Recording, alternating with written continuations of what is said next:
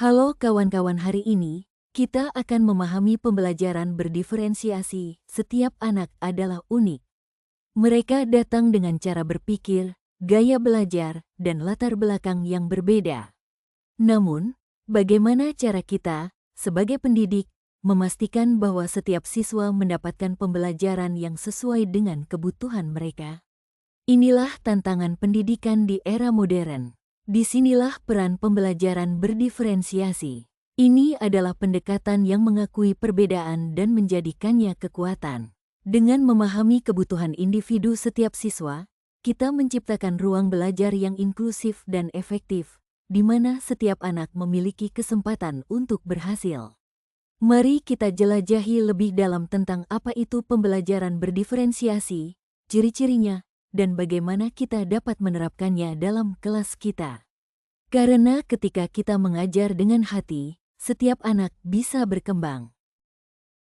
Bersama-sama, Nurul Fitriani, Roni Widodo, dan Utari Nanda Saputri berkolaborasi untuk menghadirkan pendekatan pembelajaran yang berdiferensiasi, dengan tujuan memberikan pemahaman kepada rekan sejawat tentang pembelajaran berdiferensiasi di mana pembelajaran akan berpusat pada murid.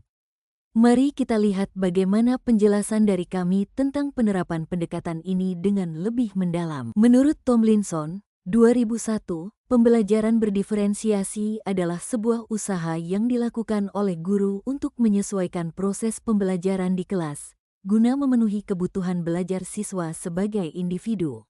Setiap siswa datang dengan kemampuan, minat, dan gaya belajar yang berbeda. Oleh karena itu, Tomlinson menekankan pentingnya mengadaptasi pengajaran agar setiap siswa dapat belajar dengan cara yang paling efektif bagi mereka. Dengan pendekatan ini, guru berperan sebagai fasilitator yang menyesuaikan metode, materi, dan aktivitas belajar, sehingga setiap siswa mendapatkan pengalaman belajar yang optimal dan sesuai dengan keunikan mereka. Ciri-ciri pembelajaran berdiferensiasi berdasarkan Association for Supervision and Curriculum yaitu: Nomor 1. Bersifat proaktif sejak awal, guru secara proaktif mengantisipasi pelajaran yang akan diajarkan dengan menjadwalkan pelajaran untuk siswa yang berbeda. Jadi bukannya mengadaptasikan pembelajarannya kepada siswa sebagai tanggapan atas evaluasi kegagalan pembelajaran sebelumnya. Nomor 2. Menempatkan fokus pada kualitas di atas kuantitas. Kualitas pekerjaan rumah lebih sesuai dengan tuntutan siswa dalam pembelajaran yang berbeda. Anak pintar belum tentu mendapat tugas tambahan yang sama setelah menyelesaikan tugas pertama. Sebaliknya, dia akan menerima tugas yang akan membantunya mengembangkan keterampilannya. Nomor 3. Menyediakan pendekatan konten, proses, produk dan iklim belajar.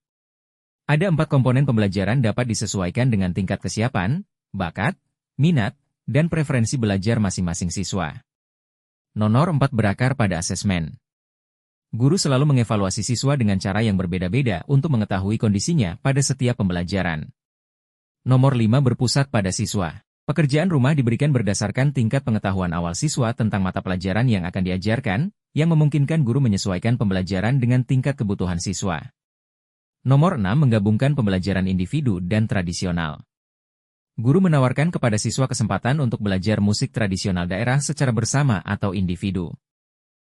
Kemudian, berikut adalah penjelasan singkat tentang hal-hal yang perlu dilakukan untuk menyiapkan pembelajaran berdiferensiasi. 1. Pemetaan profil siswa.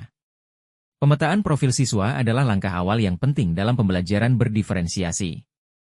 Guru perlu mengumpulkan informasi tentang setiap siswa, termasuk gaya belajar, minat, kemampuan, dan kebutuhan khusus mereka. Ini dapat dilakukan melalui tes diagnostik, survei minat, observasi, atau diskusi dengan siswa. Dengan memahami profil siswa, guru dapat menyesuaikan metode pembelajaran yang tepat untuk masing-masing individu. 2. Perencanaan pembelajaran berbasis data. Data yang diperoleh dari pemetaan profil siswa kemudian digunakan untuk merancang pembelajaran. Perencanaan berbasis data ini memungkinkan guru membuat keputusan yang lebih terarah dan efisien mengenai metode, materi, dan strategi pembelajaran yang digunakan.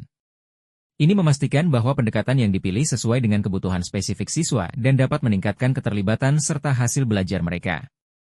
3. Membuat rencana belajar individual. Rencana belajar individual, RBI, adalah strategi yang dirancang untuk memenuhi kebutuhan belajar setiap siswa.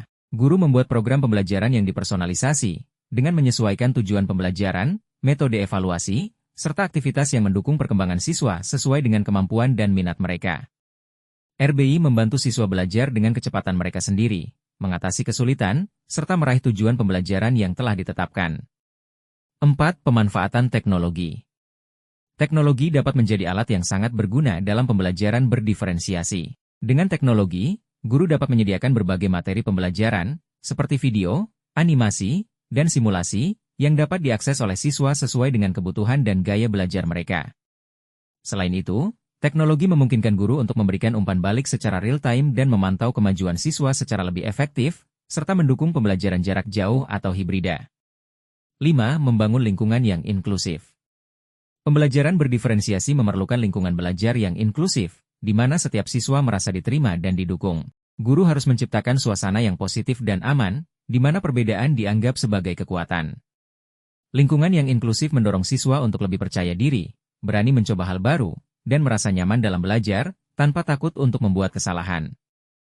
Elemen berdiferensiasi terdiri dari konten, proses, produk, dan lingkungan atau iklim pembelajaran di kelas adalah 4 aspek pembelajaran yang berbeda yang dapat dikuasai atau dikendalikan oleh guru. Berikut penjelasan dari keempat aspek tersebut. 1. Konten. Konten merupakan materi pembelajaran yang disampaikan oleh guru. Strategi yang dapat diterapkan guru untuk membedakan konten yang dipelajari siswa antara lain: A. Menyajikan berbagai materi. B. Penggunaan kontrak pembelajaran. C. Menawarkan pembelajaran mini. D. Menyajikan materi dengan modalitas belajar yang berbeda. Dan E. Menyediakan berbagai sistem pendukung. 2. Proses. Upaya siswa ini tidak dievaluasi secara kuantitatif dalam hal jumlah tetapi secara kualitatif dalam hal catatan umpan balik tentang sikap, pengetahuan, dan keterampilan yang belum tercapai dan memerlukan perbaikan. 3. Produk. Produk ini merupakan puncak dari instruksi untuk menunjukkan pengetahuan, kemampuan, dan pemahaman siswa setelah menyelesaikan satu unit pembelajaran atau bahkan setelah memperdebatkan suatu mata pelajaran selama 1 semester. Hasil sumatif memerlukan evaluasi. Penciptaan produk membutuhkan lebih banyak waktu dan pemahaman yang lebih dalam dari siswa. Produk dapat diproduksi secara tunggal atau dalam tim. 4. Lingkungan belajar meliputi pelajaran perkembangan pribadi, sosial, dan fisik. Agar siswa termotivasi untuk belajar, lingkungan belajar juga harus disesuaikan dengan preferensi belajar, minat, dan kemauan belajar mereka. Arti penting pembelajaran berdiferensiasi, Tucker menyatakan pentingnya pembelajaran diferensiasi, yaitu sebagai berikut. 1.